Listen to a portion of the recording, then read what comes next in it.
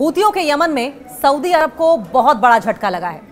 Yemen में Saudi अरब को बहुत बड़ा झटका लगा है। ऐसा क्या हो गया सऊदी अरब के साथ? दक्षिणी हिस्से पर यूएई समर्थित सेना का कब्जा हो गया है।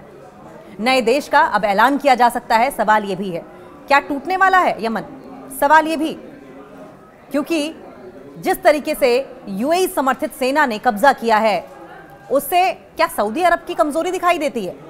दक्षिणी यमन में संयुक्त अरब अमीरात यानी कि यूएई समर्थित सेना का कब्जा सऊदी अरब के लिए यह घटना पैरों तले जमीन खिसकने जैसा है। यूएई की सेना ने कब्जा किया, सऊदी अरब के लिए यह घटना वाकई पैरों के नीचे से जमीन खिसक जाने जैसा है। जो पहले यमन में मुख्य बाहरी एक्टर था, सऊदी अरब ने अब दक्षिणी राजधानी अदन में प्रेसिडेंशियल पैलेस और एयरपोर्ट से भी अपने सैनिकों को वापस बुला लिया है।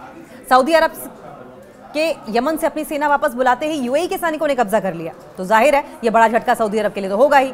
संयुक्त अरब अमीरात यानी कि यूएई समर्थित सेना ने दक्षिणी यमन पर पूरी तरह से कब्जा कर लिया, जिसके बाद अब एक नए देश का ऐलान हो सकता है। क्या यमन टूटेगा? अगर नए देश का ऐलान हुआ, जिसका साफ मतलब यह है कि यमन टूटेगा। यह एक बहुत बड़ा जियोपॉलिटिकल भूकंप की तरह है, क्योंकि अब दक्षिण यमन आजादी का ऐलान कर सकता है। और 1960 के बाद पहली बार ऐसा होगा 1960 के बाद कि यमन दो देशों में बंट जाएगा। देश के दो टुकड़े हो जाएंगे, यमन के दो टुकड़े हो जाएंगे।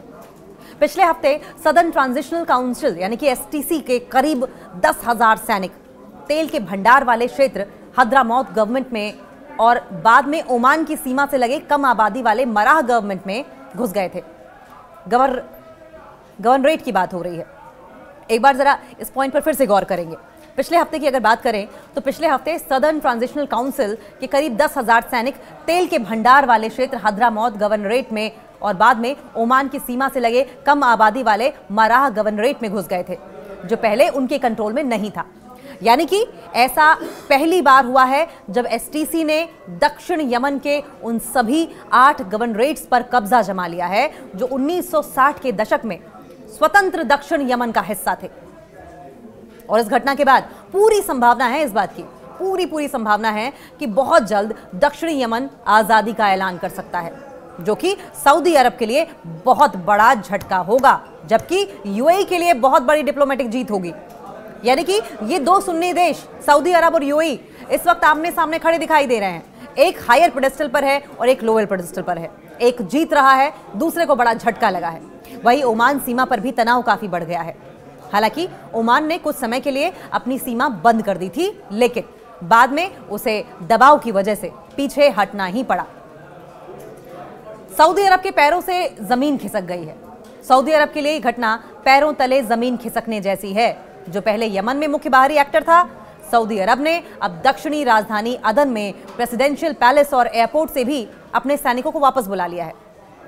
द गार्जियन की रिपोर्ट के मुताबिक सऊदी अरब का दक्षिणी यमन से अपनी सेना को बुलाने का मतलब यह हुआ कि सऊदी अरब ने यूएन से मान्यता प्राप्त यमन सरकार के अंदर जिन सेनाओं का समर्थन किया था, उन्हें कम से कम अब दक्षिण यमन से खदेड़ दिया गया। ये बहुत ही गौर करने वाली बात है। एक बार फिर से सुने।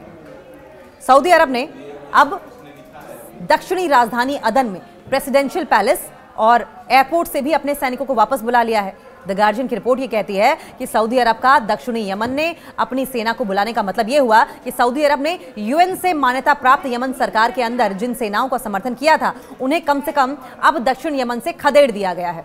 हालांकि कई एक्सपर्ट्स का यह भी मानना है कि एसटीसी की तरफ से तत्काल दक्षिण यमन को एक अलग राज्य घोषित करना एक जोखिम भरा पॉलिटिकल कदम होगा, क्योंकि दूसरे देशों ने भी यह रास्ता चुना है, जिसमें वेस्टर्न सहारा भी शामिल है। लेकिन बाद में वो कामयाब नहीं हो पाए। जैसे कि मोरक्को से अलग होने के बाद वेस्टर्न सहारा ने सोचा था कि उसके पास डिप्लोमेटिक सपोर्ट है, लेकिन हकीकत में ऐसा हो नहीं पाया। और इसलिए एसटीसी शायद इस कदम को उठाने पर विचार कर सकता है कि वो मध्यावधि में उत्तरी यमन से आज़ादी के लिए किसी तरह का रेफरेंडम कराए। फिर भी अंत में उसका भविष्य संयुक्त अरब अमीरात के फैसले पर ही डिपेंड करेगा। सवाल यह भी कि क्या यमन अब दो हिस्सों में बंट जाएगा।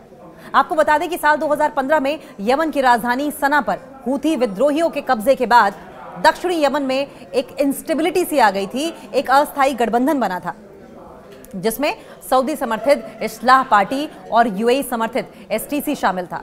लेकिन ये गठबंधन शुरू से ही असहज था, शुरू से ही अनकंफर्टेबल सा था और अब यूएई समर्थित पार्टी की जीत हुई है। फिलहाल अब राष्ट्रपति रशाद अल अलीमी सऊदी अरब जाकर पश्चिमी राजनयिकों से समर्थन मांग रहे हैं और एसटीसी से दक्षिणी यमन को खाली करने की अपील भी कर रहे हैं, जिसे मानने से एसटीसी ने पूरी तरीके से इनकार कर दिया है। एसटीसी ने अब हद्रमौत की सबसे बड़ी तेल कंपनी पेट्रोमसीला पर भी कंट्रोल कर लिया, जिससे कि उसे आर्थिक तौर पर इकोनॉमिक तरीके से फायदा होगा। दूसरी तरफ संयुक्त राष्ट्र और पश्चिमी देशों ने हमेशा से यमन के विभाजन का विरोध किया है। विरोध कौन कौन सी कंट्रीज कर रही हैं, देखिए। संयुक्त राष्ट्र यानी कि यूएन, पश्चिमी देशों ने हमेशा से यमन के विभाजन का विरोध किया है और सऊदी रोड मैप के जरिए एक संयुक्त फेडरल सरकार बनाने की योजना का समर्थन किया।